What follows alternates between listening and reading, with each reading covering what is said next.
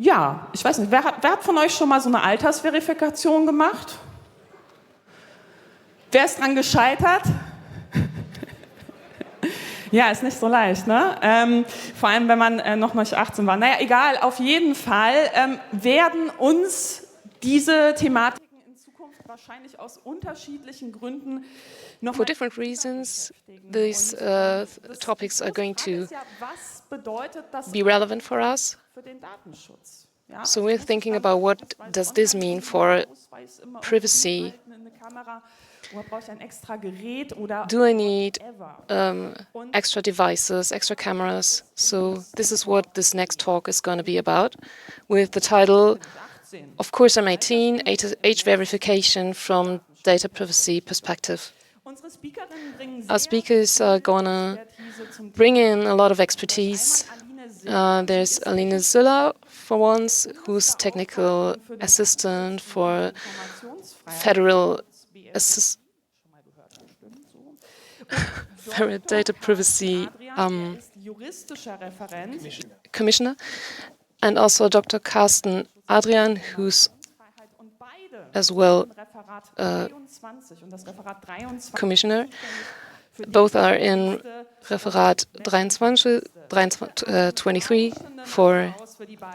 Und viel Spaß beim folgenden Talk. Okay, let's give a huge applaud for both and let's have an interesting talk. Thanks a lot. Welcome. Prüfungen und Datenschutz anhören möchtet. Good that you want to hear something about age verification and data privacy. Before we start, a short disclaimer. Musst du 42 Jahre alt sein. To see this talk, you have to be at least age 42. Please type in your date of birth, keep your camera at hand, and also a copy of your ID card. Of course, we're not meaning this actually, but as announced, stuff like this is gonna meet up with us more often in the future, especially, for example, in Australia, who is now a new law about social media for age under 16. Sweden is also debating about social media age limits, and in Germany there are also debates about where youth, young people can move within the net.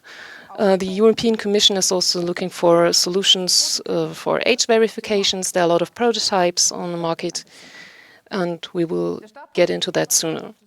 Starting point would be about the Digital Services Act, short DSA. Online services have to think about age verification on their platforms. For example, no minors have to see explicit advertising, but we'll also get to that later on. The DSA was also the starting point for us. We've also been professionally announced, so I can keep this short. I'm Alina, and my colleague Carsten is here.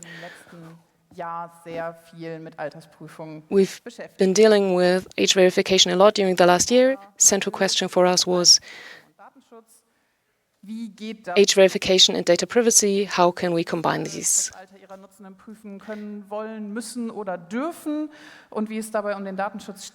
How can we verify this? How are we allowed to verify this? And it's not easy to answer these questions, and we try to do this within the next talk. We take you with us. We dare view through the data privacy glasses and give you at first an overview over the methods. What are we talking about when we speak of age verification? We also look into the books. What about legal texts and laws? Which kind of legal framework are we working in? I can, at this point, teaser on a guest appearance of chat control. Starten wir also mit den Methoden. Let's start with the methods. There's 3 different categories how online platforms can verify age. You've probably heard about that in the intro disclaiming part. First is the age declaration.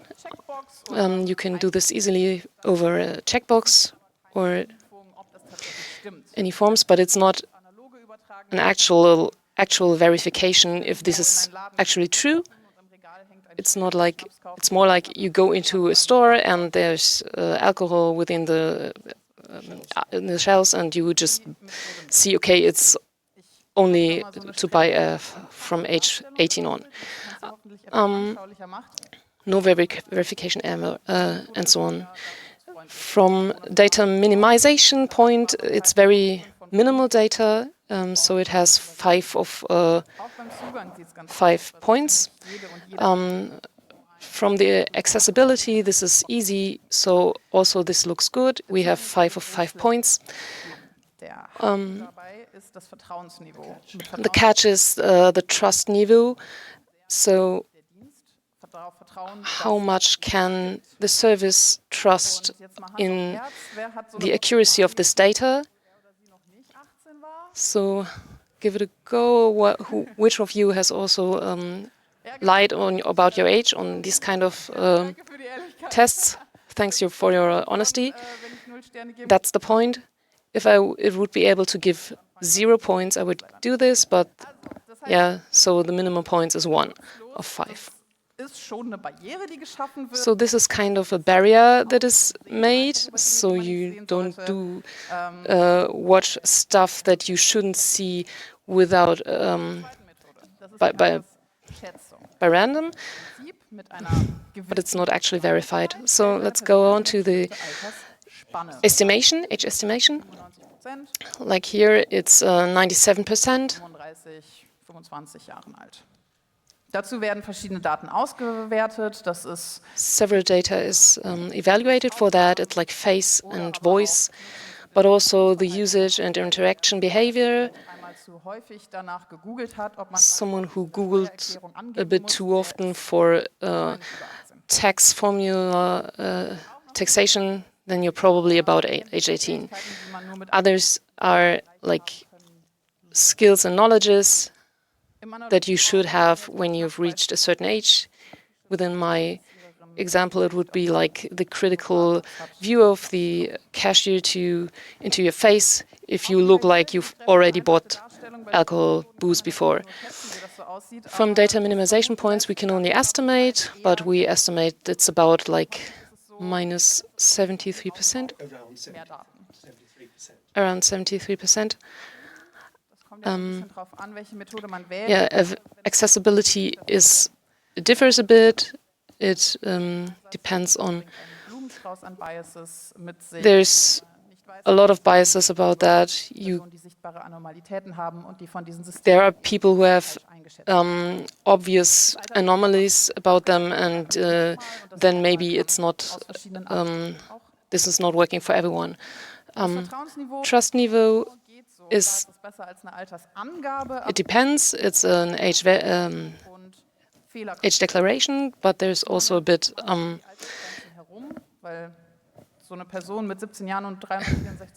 Errors can occur. There's also an issue if you are close to the age level, because that is hard to estimate. If you really want to know very safely who is in front of you at the computer, what can you do? The only choice there is age verification, and that uses unique or clear identifiers or verified identification sources. Now, identifiers could be state documents, ID documents, driving license, whatever you can think of. And sources could be, well, institutions that know me as a person and that can vouch for the fact that I have reached the age limit. This could be a bank, my health insurance, schools, lots of institutions could come to mind. Places where you have to show your ID at the cashiers, maybe even. For this, we need not that many data. Your ID card with the E function is actually quite good in terms of data minimization, but when it comes to this small amount of data that you need, these are quite critical data. They can be used to identify you quite uniquely. Access also is, well, not as well as you would think. It's okay-ish. You get your ID card from the age of 18, including the e-ID function. But there are various reasons why you would not have an ID document or a document that could be used in a procedure like this. It would be great if I can verify my age through my doctor's surgery, but my doctor's surgery is not going to be connected to this system. But on the other hand, the trust level here is as good as it could get. Not 100% still, but within the the range of possibilities, there is no better option. Gut. All right, now we know what we have as tools, and now if we say we are an online platform, maybe a social media or a porn platform or a tuition platform, which of these methods should I use? If I'm now going to confront you with a sentence that you will hear a lot, and this is that one. It depends. There are various advantages and disadvantages. And depending on how important it is to me to be able, as a platform operator, to trust the age, and also depending on how much I can address the difficulties. And I have to stop here because we now have a Jurassic Park kind of problem. Now we've asked about how trustworthy age verification is, and the other question is, do I really want to use it, and am I allowed to use it? So I'm now going to hand over for legal instructions to Carsten. Yes, thank you for this wonderful transition. And a lawyer could not ask for a better introduction. It depends. So let's get a bit of a light into this darkness and ask when services are allowed to use age verification, when they have to, and at what point authorities can demand of services that they introduce age tests, and you can then, of course, still ask how are these tests to be implemented. Now, at first, you have an age assurance process that immediately leads to the processing of individual personal data, because you have to have a link to the person affected whose age is going to be checked. And if these data are being processed, the General Data Protection Regulation is going to apply, and we as data protection people then would warn, please keep in mind that there is a prohibition on processing personal data unless there is an exception. And the exception that could be used here is the one in Article 6, Section 1 of the GDPR. We are going to look at exceptions later. Let's look at the standard case first. And what is most important here is that there are legal acts that demand that age verification take place. The data protection law does not prohibit you from processing the data that you actually need, so there is an exception there. But there are other exceptions, and we will look at those later on. Now, starting with the legal obligation to conduct age verification, you could say that the GDPR in itself would have an obligation in it, because it does demand certain extra protections if children's data is being processed. An obligation cannot be derived from that, though, because this is not concrete enough. There is no concrete rule that says when an age verification test has to be made. And let's now look at the Digital Services Act, DSA, that has been mentioned a lot and debated a lot. And as Alina already said, Article 21, Section 1 and 3, and Article 35, Section 1, these are about social media, file sharing, and other platforms. They have to have appropriate measures to protect children. And of course, now you could say that this entails an obligation to test, assure someone's age, but Article 3, Section 3 of Article 28 immediately says that this does not derive an obligation to process any further personal data. So the law takes the obligation back a bit immediately. And if you look further, you get to Article 35, which obliges very large platform operators, so-called VLOPs, to implement extra measures for risk minimization. It mentions age assurance as an option, not an obligation, something that could be used. So also the Digital Services Act does not actually produce a clear obligation for age assurance. Now, let's move to the so-called chat control. That's the name for it. It's the regulation to protect children from sexual abuse. That does recommend in its initial draft an obligation for age assurance for telecommunication services, including messengers, the well-known ones, or video conferencing systems. And these, according to this, if there is a high risk for children, are going to be obliged to introduce age verification or assurance. And app stores in general are to be obliged to implement age verification. The amendments or the counter draft from the European Parliament actually struck out both these obligations. The debate is still ongoing, and we're going to be very interested what the Council of the EU is going to do and how the German government will behave in that context. And I'm sure we are going to take part in that debate, but we have to put a question mark to this because we cannot see what is going to happen. Now, actual obligations do exist in youth protection or minor protection law. I'm not going to throw all these abbreviations, acronyms at you. So we have the Audiovisual Media Services Law. This is EU law that has to be implemented, a directive, and the Youth Protection Law and the treaty between the German states on minors protection implements this. And this includes a rule that content that is dangerous to minors must only be supplied in closed user groups. And these tend to be over 18 kinds of content. So these can only be made accessible in closed user groups. And there has been a court ruling that said that only age verification can assure this.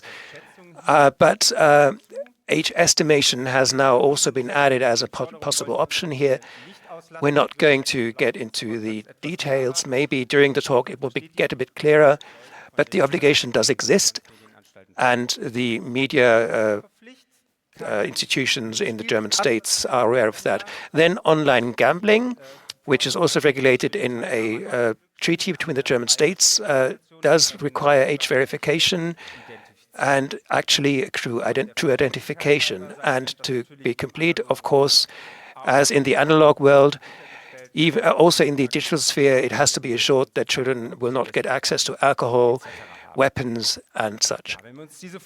Now, if you look at this slide, you see that there are obligations for age assurance, but only in a few marginal cases, dangerous gambling. So the call for age assurance kind of misses the actual situation in law. And especially the Digital Services Act has shown that the legislator was quite sensitive here and made clear immediately that there wasn't a clear obligation. Because of that, we'll look at the other possible crimes that this Article 6 in the GDPR has.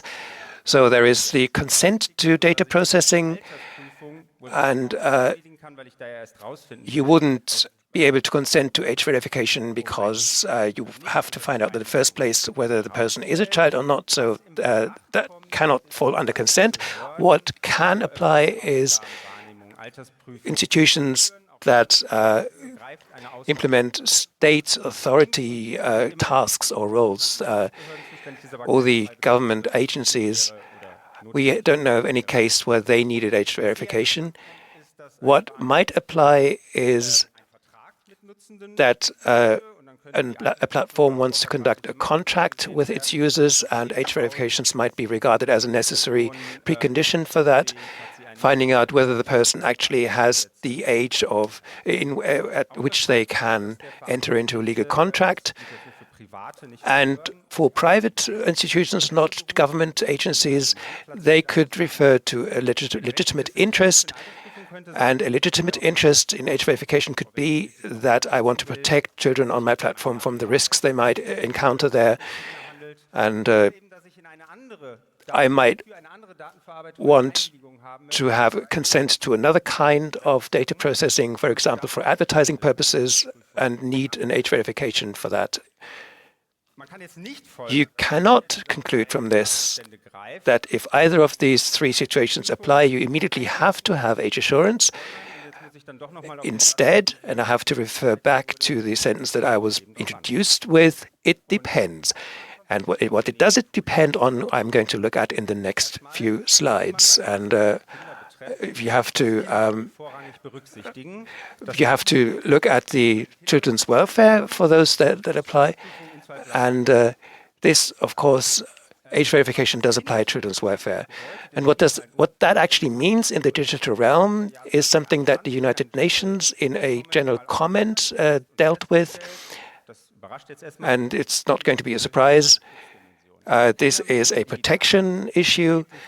They have to be protected from harmful, not trustworthy content, violence and grooming, but also intrusions in their privacy and personal data.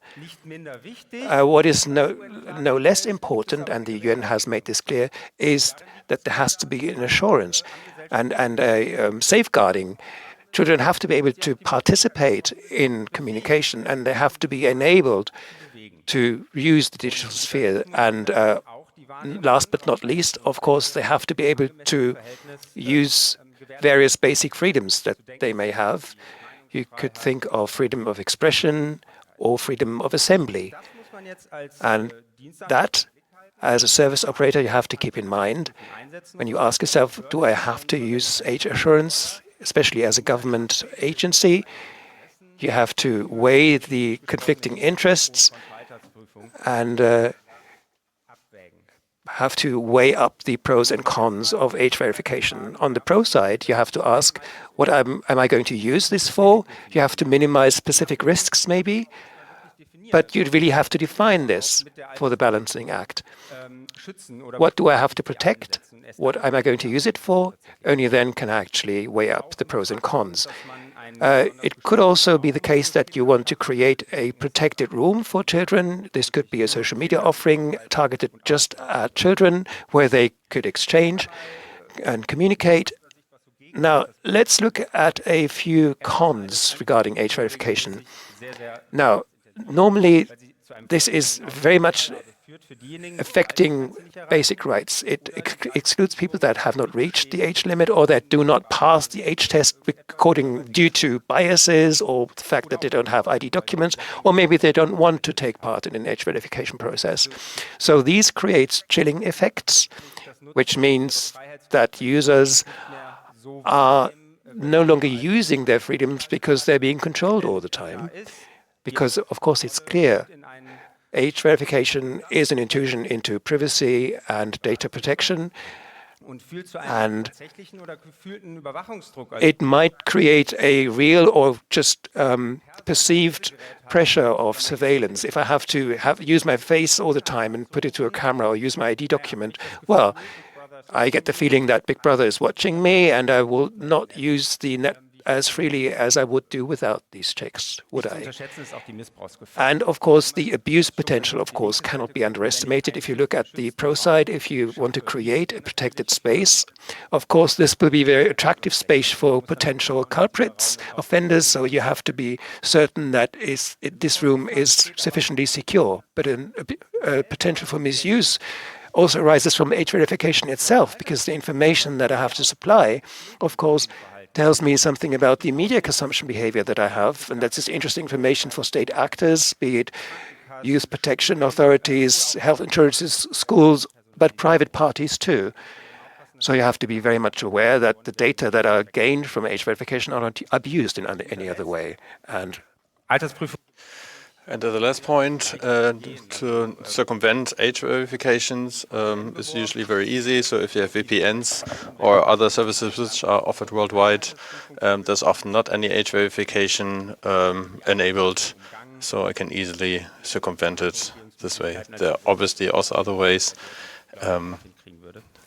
But that's at least one I could also still manage to use. This shows not only quantitative points, but also the content is showing how much this actually intrudes into your privacy, and even a few cases are only there where it's really adequate and appropriate to use that, because there's a lot of risk coming along with that. So besides that, it's also important to have a look at which other adequate, less intrusive methods I might have, which are maybe even fitting better to these purposes. And we as a data protection agency are looking for data and protection by design and default. So that we look at the kids and also look at minimized profiles, try to avoid personalization and advertisement. All this is not a blueprint, and means that the service is going to be safe to use after that. But even through some of these measures, which usually mean economic implications, the privacy protection for children can be improved and can also impact other social discourse on this topic. There's a plethora of other methods, like content moderations, notifications, methods. I don't want to name them all. But also important are the political measures, like looking together with the children what they're doing online, and enable and teach them to move in the net, and also hint them to other institutions that might educate them. But also those institutions are going to need more work and more help to improve the protection online. So if you took the barrier, even despite my mentionings right now, age verification, and if you want to implement that, how does it happen? And we wouldn't be an official institution if we wouldn't mention the GDPR at least. Just mentioning these roughly, transparency, binding to a purpose, data minimization, truthfulness, technical and organizational methods. We're still going to have a problem with sensible data. Those data that are giving information about sexual or religious orientation or health. I can not only look at Article 6, but also have to look at Article 9 of the GDPR, which is seeing different limitations to the statute. And to those services, I can only have a legal basis. But they're not really saying that privacy data is going to be processed. But this can be very important for services which are monitoring the entire surfing behavior to do an age verification, because those obviously are going to come in contact with such sensible data and often lack the basis, the legal basis for that. Another problem is also the automated decision making according to Article 22 of the GDPR, which is prohibiting the automatic decision making, which the affected people are going to be affected by.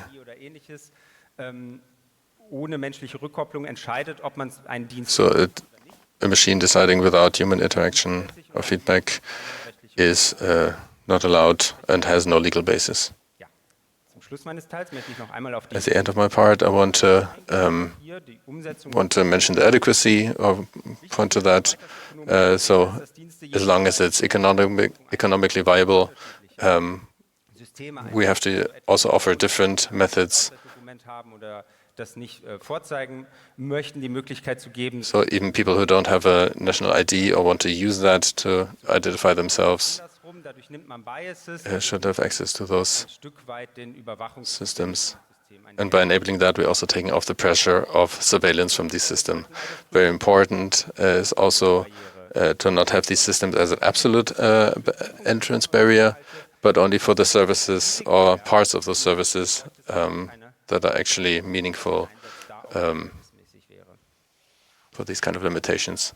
It's specifically problematic for the child welfare, according to Article 3 of the UN Child Rights Convention. So we can have a look at the general comment number 25, which is influencing or looking at those aspects which are difficult for child welfare.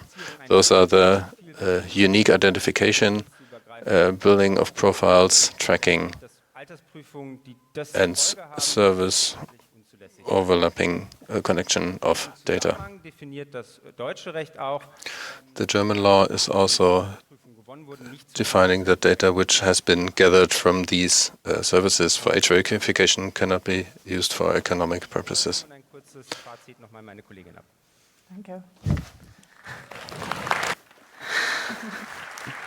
So I'm handing over to my colleague now. Thanks a lot. Well, I'm ending the presentation now. Let's go on. A short wrap-up. Age verification are not implemented into law just by course. It depends on the evaluation, and this is not very easily done. Apart from that, there's also societal and political aspects, and we could also ask ourselves, which are the consequences we face when more and more services want age verification. This is not supposed to be a debate about child protection versus data protection. It's more about the risks that exist for us and also for kids, and the risks that age verification is. Apart from that, it's also that it's a change of a paradigm change from an open, free internet where we can move without any barriers, and to verify we have to be more visible. We leave anonymity and pseudonymity behind a bit and lose that. The surveillance pressure will lead to us change our behavior. In the end, we all lose a bit of our integration and participation on the net. We get used to it and probably think that this will be the new normal. So age verification is not an overall solution for everything. For child protection in the internet, the usage of the internet has to be learned actively, and it won't always work by locking out children and minors, because you lock out a lot of other stuff as well. We make it too easy when just making it like that. We also need, as a society, we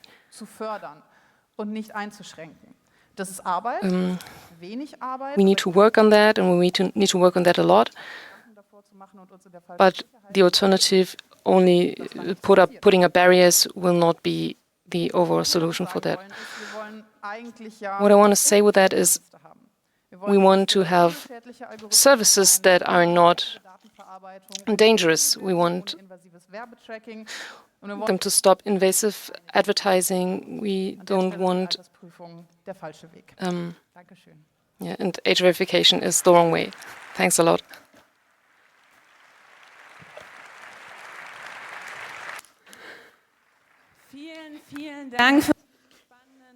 Many, many thanks for this amazing talk. Please give a huge applause.